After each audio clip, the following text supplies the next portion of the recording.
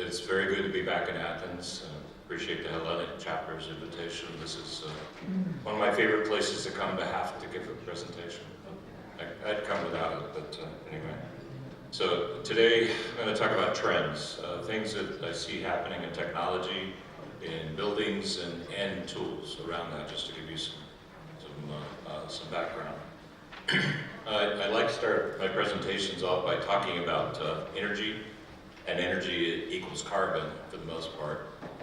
Buildings are responsible for about 39% of carbon use globally. It's only about 30% of energy, but more than 70% of electricity is used by buildings rather than the other sectors. So you see globally down there 30% split, a little bit more residential than non-residential.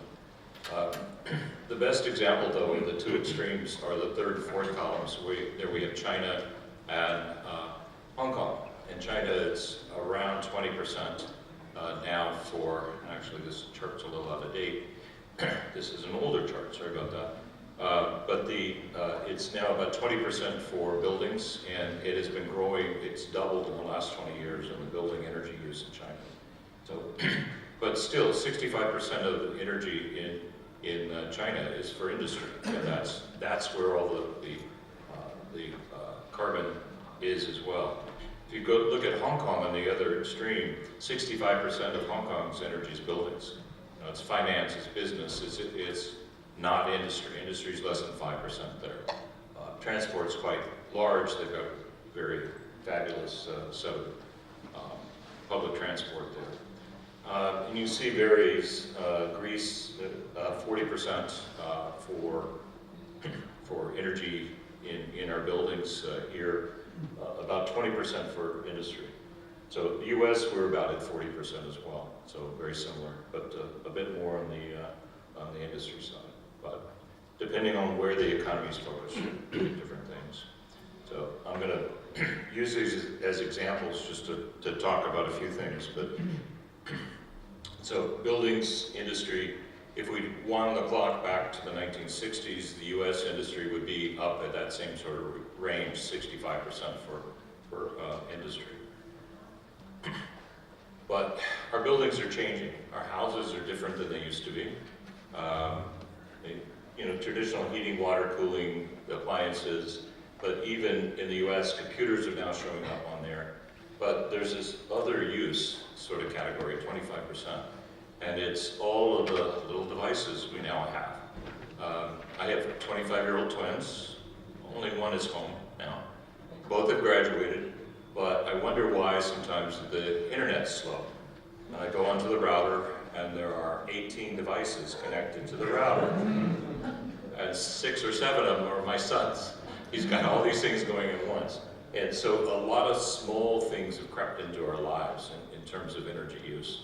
And so if we're going to really deal with decarbonization, we've got to deal with a whole range of them. We can't just deal with the traditional heating, cooling, lighting, and appliances. Commercial side is kind of the same sort of issue. This is across every commercial building, so it's hotels and supermarkets and offices and stores. But if I were at a supermarket, that refrigeration line would be over 50%. And cooling and lighting are kind of secondary to what's there. But so we need to understand what's going on for each of those. And again, other uses, and that's where elevators. This is for the US, and over 70% of our floor area for buildings are 1 or 2 stories. It's not the high rises you see in New York. Those are kind of the anomalies in the country. It's 1 or 2 stories. But the interesting thing is, look at the computing and office equipment. It's now 13% of energy use in the sector. And I think because data centers are part of this, I think we're going to see that as well. Where I live in Washington, D.C., right outside Washington is one of the biggest conglomerations of data access in the world. Over 70% of the world's internet goes through that area. And their whole swaths, counties are disappearing under data centers there. And that's, I'm afraid, is going to continue for a while. So, other things going on. It's hot. It's getting hotter. We see 1.5 1.5 for last year. That was, we hit that average. That target we were supposed to hit by 2050, we've already hit it. And it's getting more so. You see the monthly average temperatures globally, and you see 2023 is just off the chart. And so global survey, we're seeing it in all the data sets. We can see measurements. We have some measurements back into the 19th century, but there's even better data that they're finding that we have seen temperatures like this before, but they were before man was really on Earth. But you can see that the averages are continuing to go up. And then just last month, second warmest record, October. So I think we're going to continue to see that. New York Times has done a really nice set of series. They only did it twice. I wish they would do it again. But they would. You can put in your city name and it'll come up with the data. The gray area are normals. That's what it's averaged over the past 30 years, highs and lows. But you can see Greece, Athens here, the winters were actually quite a bit warmer. And we have some temperatures in the summer that are higher, but the models and everything we're seeing is that it's the months, the spring and the fall months in the northern hemisphere that are where we're seeing that temperature increase. So 2019 was the second hottest year, and it was about 2 degrees above average for Athens. When I pull these up for many other places, what I see is we'll see all-time highs, temperatures showing up at various places, but not here. Other things we're seeing is just the explosion of digital access. Every minute, 231 million messages are being sent globally. And other things that are happening. Zoom meetings, 184 hours per minute. YouTube, 500 hours of video uploaded. Streaming, 1 million hours. So there's a lot going on that we're all very tied into to our internet and our phones these days. The other thing that's happening is just disruption in our normal patterns. The scale of urbanization, where we're looking at cities of 20 or more million people in lots of different places. The other thing happening is that most of the growth over the next 20 to 30 years is not going to be in the northern hemisphere. It's going to be in Africa, South Asia, Indonesia. Those are the places we're going to see. Some in Brazil as well. So the first, third, fourth, and fifth locations with the most people, countries with the most people, are all in the southern hemisphere going forward. The other thing is technology is changing very rapidly, quickly. It used to be that it took quite a while for a new technology to reach saturation. In the US, it took over 80 years for 90% of the people to have a telephone. And now, new technology is hitting within a matter of months at this point. The other issue is an aging world. We have countries where many of the people are already elderly, and Japan has had this problem for quite a while. They don't have enough people to really pay all the benefits due to retirees. And so that's going to continue to be a problem for much of the world. And then greater global connections, I would have said yes, but pandemic kind of proved that it's not such a great thing with supply chain disruptions. So we really need to think about it, but it is money and trade and people move very quickly and easily now. Some of the things I've seen in the building industry, kind of centralization of ownership, large retail chains in the US, Walmart, which is our largest retail store, now owns 1% of the floor area in the US and operates, and they have, I think their utility bill is on the order of $1 to $2 million a day for electricity. So they care about energy, they can focus on it. If you're an owner of an individual building, you probably have you are running a business and the building is secondary, so that's a different issue. But also I'm seeing large commercial sector offices, office owners that are really pulling that together and having more centralized control and management of their green buildings we've been hearing about for a while. I don't think that's going to go away anytime. BEMP, benchmarking data in the US, benchmarking was a really gung-ho tech for a while. All the cities, 25 cities, were requiring buildings over about 5,000 square meters to submit their utility bills every year to show what their energy use was. But what's happening now is building performance standards. So New York, Chicago, Washington, Atlanta, Philly, a number of other cities all over the US are now mandating reductions in energy use. So that, for example, in Boston, by 2050, every commercial building is supposed to be net zero energy use. Every commercial building. So they're really pushing that, and that's what we're doing. But zero carbon, zero energy, really the focus there. We used to say climate change mitigation was going to be there, but I think decarbonization is really where our part of the industry can make a big difference. We're not going to see any carbon reduction in the US. It's drill, baby, drill right now with the new administration. AI is going to be an interesting one to watch. I don't know how much influence it. I think I see it more as a tool rather than as a driving force, although a lot of people are paying a lot of money for it right now. But if you think back, here's everything on this desk fits on that computer. And that's from 15 years ago. And so now it's on these devices we carry around are much more powerful than anything that we've had in the past. I mean, it's more powerful than any computer that we used to work on. Other things, we saw kind of a sea gain in solid state lighting and really changing what we can do with lighting. No longer stuck with a single form factor, a linear tube or a regular bulb.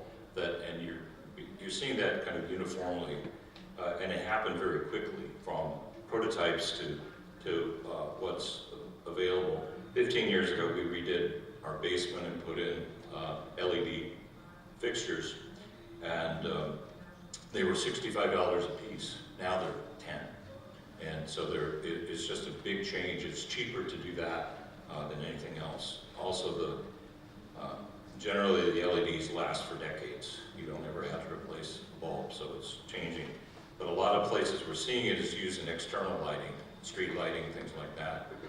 This is a parking lot, and the grocery store was trying to be very mindful. They're in a community, so they are able to direct the lights so it doesn't shine off the lot anywhere else, but it also improves security.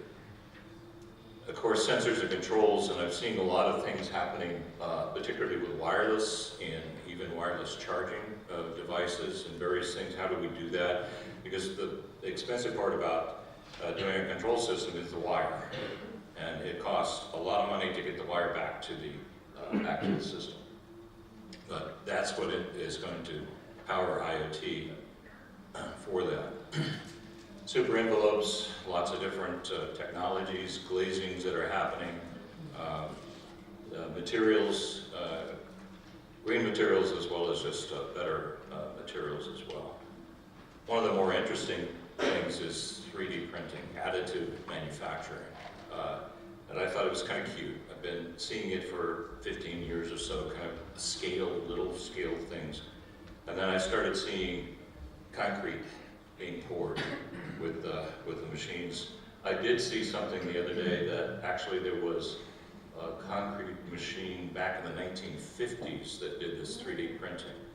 So that it didn't catch till recently. Something Department of Energy did, 3D printed little building, and then I think this is in Dubai, same sort of idea. But what really convinced me, we start to see building scale possibilities of doing that, and then forms that we couldn't afford to do any other way. That we can now 3D print this and put unique ideas. But what was really the key for me was 3D printed metal. This is a structural joint, and it's expressing the forces on that joint in a 3D form to be able to do that.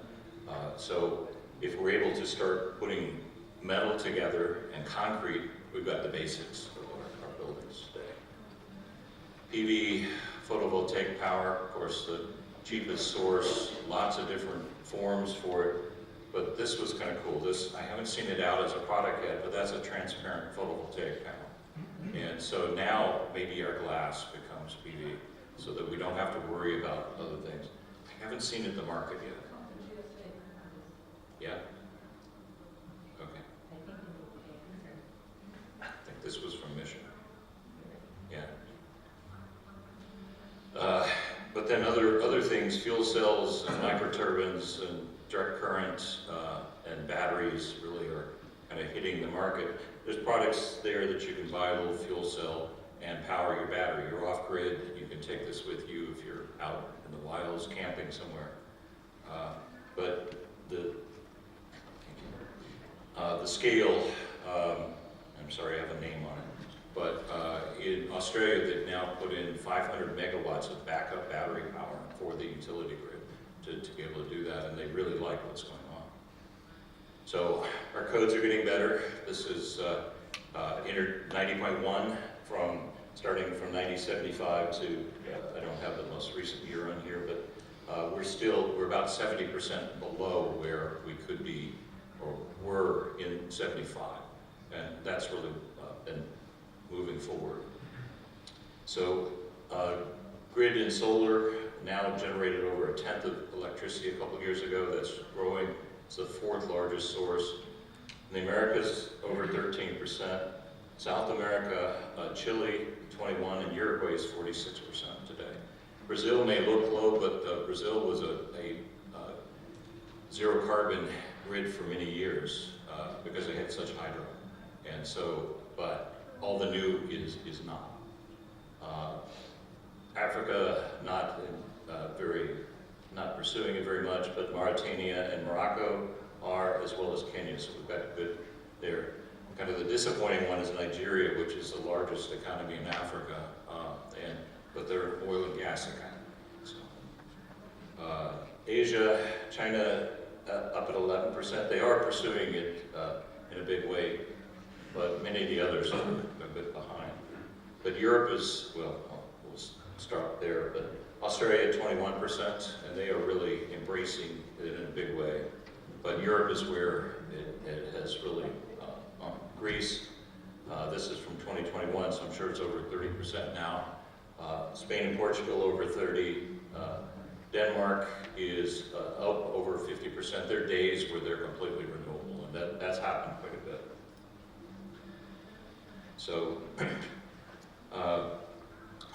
trends, lots of new capabilities in building performance simulation, interoperability, being able to get data from one model to another, visualization, virtual reality, being able to do that, cloud integration rather than depending on a desktop, which makes me feel come full circle because I used to work on dial-up cloud for many years ago. We didn't call it cloud. Integration among the disciplines, so you can reuse the same model that you have. Also extending the embodied energy and life cycle analysis and toxicity of the environment. And decarbonization emissions, knowing how to deal with that. But it means more tools customized to user needs. The one problem I see with this in general is knowing what the default values are. A lot of people just use whatever the software developer puts in as the default. Don't. I work for a software developer. Do not use the default values. The people who put those together are not engineers. So that's one of the key things. The other thing, Stuart Brand, very interesting guy, kind of a futurist. He's working on a 10,000-year clock right now. But he has this quote from a book from about 20 years ago, How Buildings Learn What Happens After They're Built. Every building is a forecast, and every forecast is wrong. That's every simulation is a forecast, and every simulation is wrong. but it's based on what data we have. So here's a building built in 1857 in New Orleans, a pair of them, twins. And here's what it looks like 150 years later. And so they've added a floor on the one on the left and the standard New Orleans grill work, and then this one went more classical. So we change our buildings the moment we start using them. BEMP to simulation, there are a number of different ways. I won't go into most of this, but what's encouraging is a number of the groups have direct from BEMP to simulation, so they have energy model tied into the BEMP model to make it easy to be able to do that. But that interoperability is kind of key. This is where BEMP was when I started my career. Big Integraph workstation. It was so expensive, we actually had 3 shifts a day, 8 hours a day, to be able to operate the machines, because it was cost more than any people that we had. Today, though, that same thing is sits on your desktop, sits on a laptop. Actually, not doing a building, he's designing a golf course, but same sort of idea. And now to the where you can take it to the field on tablets and be able to look at that information in real time. And BEMP for many years has been known as building information modeling, kind of those things, but now it's been getting to beyond that, design and construction, and being extended into other sectors of infrastructure. So that we're getting more and more information about what's going on there. So I like to call it built infrastructure modeling rather than information. A lot of the BEMP models I see have no information in them. They just don't have data. Other things interesting, this is King's Cross Station. This is a LiDAR image. This is basically a laser was put on a tripod and spun around to try to collect information about it. And it's good enough. This image is not very good, but you could read the signs and everything else, and it's incredibly accurate. Another tool, photogrammetry. This is a Madeleine in Paris, and this is actually part of a mesh grid that was created using photographs. So that can be done to be able to bring in the city. This is Philadelphia, near where my company's headquartered. We had a digital twin of the city, or I won't say digital twin, a scan of the city, and being able to look at that, we started playing with some of the data, being able to, that the data, they had benchmarking data for this, so every building had energy use related to it. You could go in and look at a particular building, you could sort by other parts of it, so that integration of the visual with the data is kind of an important part. The other thing, sorry, this is just the US, this group collects information there, but they had verified a number of buildings, over 130 buildings that were truly operating at zero energy in US and Canada. And it's across a lot of different building types. Schools seem to be an area that was really one that people focused on. So all over the US, it's not just a East Coast, West Coast sort of phenomenon, and all across climate zones. So, no, this doesn't have to be the building of tomorrow. We're not doing anything that's all that weird in the new technology. This is the largest zero energy building that I'm aware of. This is the National Renewable Energy Lab. It says 3 wings there.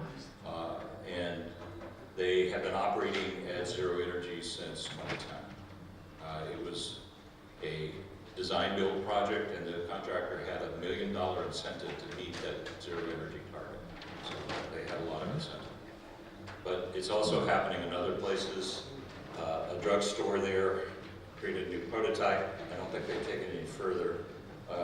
That's a housing development in Hawaii, and pretty much the whole housing development is off-grid.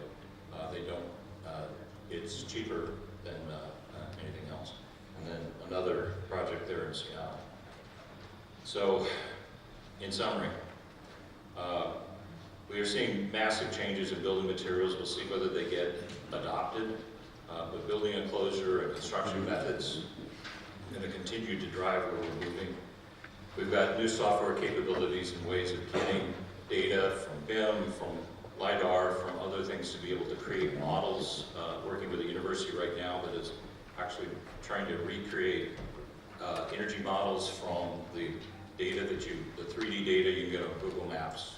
So they've got enough resolution to be able to do that using AI. Getting from BEMP to SIM is still a significant challenge.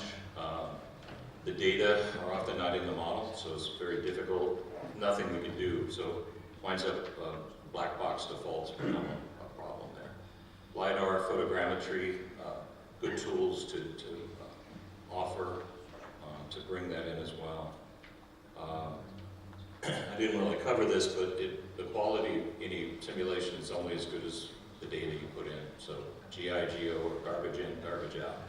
The less you know, the less likely the results will be there. Simulation is a powerful tool for evaluating, comparing building systems, technology throughout the city. And I think that's going to be true for many years to come. So, thank you very much.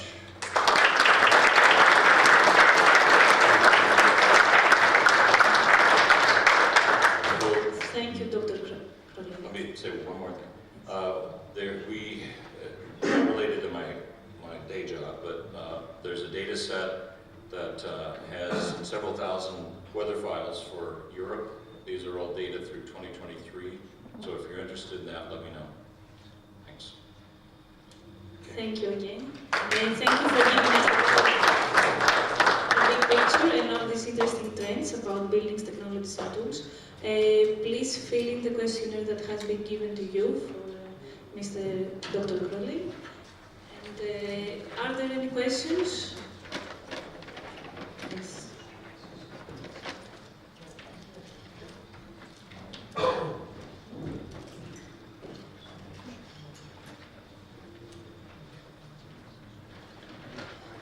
Dr. Crowley, thank you so much for your presentation. I would like to ask a question that is not at the core of your expertise, but I imagine you may have some things to share with us. So right now we're going through what people say is the most important litigation in the history of our building codes. In the last revision of the building codes in Greece, there were certain bonuses given.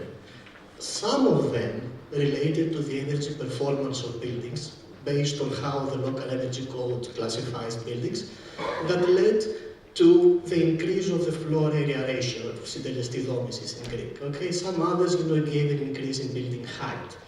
And this came after 10 years of crisis, but still led several municipalities to challenge these bonuses at the court of law, which has eventually reached the Supreme Court, and we're expecting a decision soon.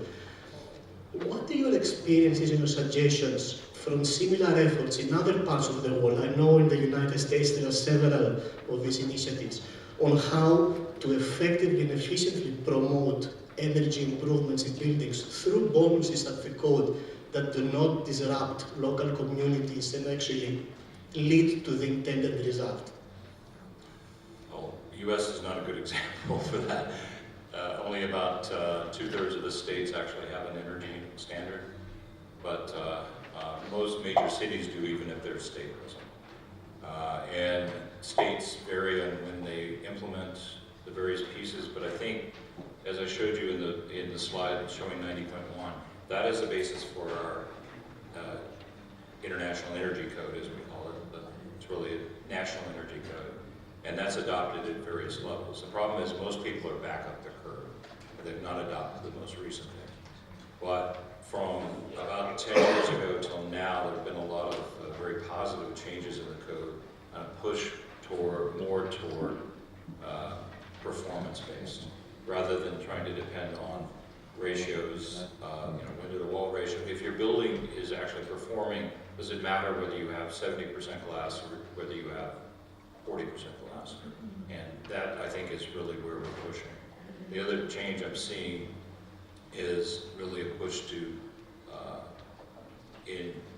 include carbon as the main metric. It's been energy for 50 years, and I think we're moving that direction as well. it's very difficult for a local community, I know, to deal with all the changes in that. And unfortunately, I think we see a lot of codes being forced on people that aren't workable. But anyway, hope that answered your question. Thank you. Okay. Another question? Thank you. Thank you. Thank you.